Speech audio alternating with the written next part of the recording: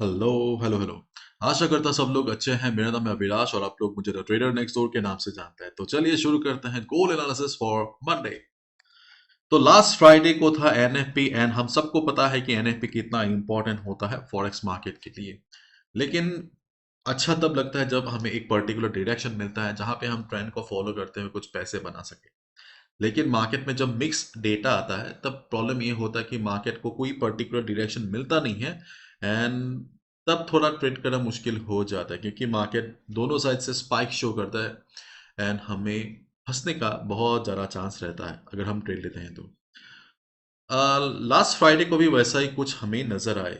ये जो फॉल आया मार्केट में वो काफी बाद में आया था। अगर आप लाइव मार्केट ऑब्जर्व किया होगा तो आपने देखा होगा कि जैसे ही डेटा निकला डॉलर में गिरावट आया था क्योंकि जो एक्सपेक्टेड नंबर था करीबन 1,60,000 जॉब्स का वो नहीं आया। नंबर आया था करीबन 1,42,000 जॉब का। तो डेटा मिस होने की वजह से एट फर्स्ट डॉलर में गिरावट आया। गोल्ड ने लो बनाया 250809। उसके बाद गोल्ड ऊपर की तरफ जाने लगा। शॉकिंगली रेजिस्टेंस फिर से काम कर गया एंड मार्केट इसे तोड़ नहीं पाया। मैंने सेल नहीं लिया क्योंकि मैं कन्विंस नहीं हूं इस रेजिस्टेंस से क्योंकि जब मार्केट किसी पर्टिकुलर लेवल को बहुत बार टेस्ट करता नहीं, ये काफी मतलब डेंजर हो जाता है वहां पे ट्रेड लेना। तो मैंने यहाँ पे ट्रेड नहीं लिया। मैं बस देख रहा था। उसके बाद मार्केट काफी हद तक स्पाइक शो कर रहा था दोनों साइड से एंड अल्टीमेटली मार्केट में फॉल आया। अगर हम डॉलर के चार्ट को देखें तो ऑब्वियसली डॉलर में गिरावट आया था लेकिन यहां भी डीएक्सवाई ने अपना काम कर दिखाया। डीएक्सवाई का एक बहुत ही क्रूशियल सपोर्ट था 100.5 के आसपास एंड मार्केट ने इमीडिएट रिकवरी शो किया एंड अल्टीमेटली आप देख सकते हैं कि 101.20 के आसपास डीएक्सवाई जाके बंद हुआ।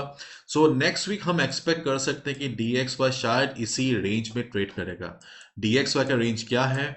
102 ऊपर की तरफ और नीचे 100.50। ठीक है। और हम गोल्ड के चार्ट को अगर हम देखें, गोल्ड जाके अल्टीमेटली बंद हुआ 2500 के नीचे। और अगर हम ओवरऑल चार्ट को देखें तो गोल्ड अभी भी एक रेंज में ट्रेड कर रहा है। गोल्ड का रेंज क्या है? 2530 से लेके 2470। सो ये जो ओवरऑल गोल्ड का रेंज है वो अभी भी बरकरार है। सो अगर आप पोजिशनल ट्रेडर हो, अगर आपका कोई भी ऑन गोइंग पोजिशन है, चाहे वो बाय हो सेल हो, आप कंटिन्यू कर सकते हैं क्योंकि आने वाले दिनों में मार्केट का डायरेक्शन क्या होगा ये थोड़ा समझ पाना मुश्किल है। आपने शायद मुझे कई बार बोलते हुए सुना होगा कि पोजिशनल ट्रेडर्स को हमेशा बाय लेना चाहिए। सच बात है। लेकिन इस वक्त अगर किसने सेल लेके रखा है so there is a chance कि आपको शायद मुनाफा यहाँ पे मिल जाए। बायर्स को obviously at one point market हमेशा पैसे देते रहे, चाहे वो एक महीने बाद हो या एक साल बाद हो। जिनके पास होल्डिंग कैपेसिटी होता है तो उनको मुनाफा मिलता है। ठीक है। ये मैंने बहुत लोगों को देखा जिन्हें टेक्निकल की बिल्कुल समझ नहीं, बस बाय करते हैं। ठीक है। वो अल्टीमेटली पैसा बना लेते हैं। मैंने ऐसे भी लोगों को देखा है जिन्होंने गोल्ड बाय किया था जब गोल्ड 2000 पे आया था, 1900 पे आया था। अल्टीमेटली गोल्ड ने जब 1630 तक गया था ना तब भी वो लोग पकड़ के बैठे थे क्योंकि सबको पता है कि फंडामेंटल गोल्ड हमेशा बुलिश है एंड जिनके पास वो होल्ड करने की कैपेसिटी होती है वो अल्टीमेटली मुनाफा कमा लेते हैं। लेकिन सेलर्स बहुत बार फंस जाते हैं। लेकिन फिलहाल सेलर्स को शायद यहाँ पे एक एग्जिट मिल जाए। ठीक है। गोल्ड साइडवेज होने के बावजूद एक बहुत बड़ा चीज हम यहाँ पे देख सकते हैं वो है कि वीकली चार्ट पे गोल्ड ने यहाँ पे 3 स्पिनिंग टॉप या डोजी फॉर्म किया है। स्पिनिंग टॉप डोजी का मतलब है कि मार्केट इनडिसीजन में है एंड हम सबको पता ही है मार्केट पिछले कई महीनों से बुलिश है, कोई खास करेक्शन आया नहीं है। शायद ये एक इंडिकेशन हो कि आने वाले दिनों में गोल्ड में वो करेक्शन आए। एंड मोर ओवर सितंबर का महीना गोल्ड के लिए बहुत ज़्यादा बुलिश कभी होता नहीं है। हमने हिस्टोरिकली देखा है कि सितंबर के महीने में गोल्ड में हमेशा प्रेशर रहता है। सो पोजिशनल ट्रेडर्स आपका जो भी पोजीशन है आप उसके साथ कंटिन्यू कर सकते हैं ऑनगोइंग।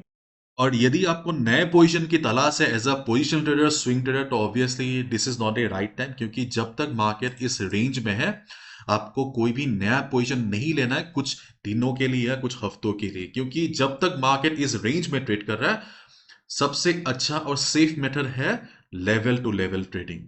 ठीक है। क्योंकि हर मार्केट हर ट्रेडिंग टाइप के लिए सही होता नहीं है। फॉर एग्जाम्पल जब मार्केट ट्रेंडिंग होता है तब हमें पोजीशन लेके बैठ जाना है क्योंकि अगर आप स्कैल्पिंग करने जाओगे ट्रेंडिंग मार्केट में तो आप वो जो मोटा मुनाफा है आप मिस कर जाओगे। लेकिन जब मार्केट में कोई पर्टिकुलर डायरेक्शन प्रेजेंट नहीं होता है, वहां पे अगर आप 3-4 दिन के पोजीशन लेके बैठ जाओगे, there is a high chance कि आपको नुकसान उठाना पड़े। सो फिलहाल मार्केट का जो कंडीशन है, ये जो रेंज है, यहाँ पे अच्छा होगा अगर हम लेवल टू लेवल ट्रेड करें, मतलब डे ट्रेड करें। ठीक है। सो गोल्ड जाके बंद हुआ 2497 पे। एंड अगर आपको नए पोजीशन की तलाश है तो लेवल का इंतजार कीजिए, वही सबसे अच्छा होगा। मार्केट ओपनिंग हमारे लिए इंपॉर्टेंट होने वाला है। यूजुअली हमें बहुत ज़्यादा वॉलेटिलिटी या पागलपन देखने को नहीं मिलता है, वॉल्यूम कम रहता है एशियन और यूरोपियन सेशन में। अगर नॉर्मल मार्केट ओपन हुआ तब अच्छा होगा हमारे लिए। एंड अगर हम देखते हैं कि मार्केट ओपनिंग के बाद धीरे धीरे गोल्ड ऊपर की तरफ जा रहा है, इन दैट केस हमें पहला सेलिंग अपॉर्चुनिटी मिलेगा 2507.50 से लेके 09, एंड दूसरा सेलिंग अपॉर्चुनिटी मिलेगा 2512 से लेके 13। यहाँ पे आप देख सकते हैं ये जो पर्टिकुलर लेवल है 2507 2509 वाला, यहाँ पे फीबो 50% रिट्रेसमेंट लेवल है और यहाँ पे 200 मूविंग एवरेज भी है।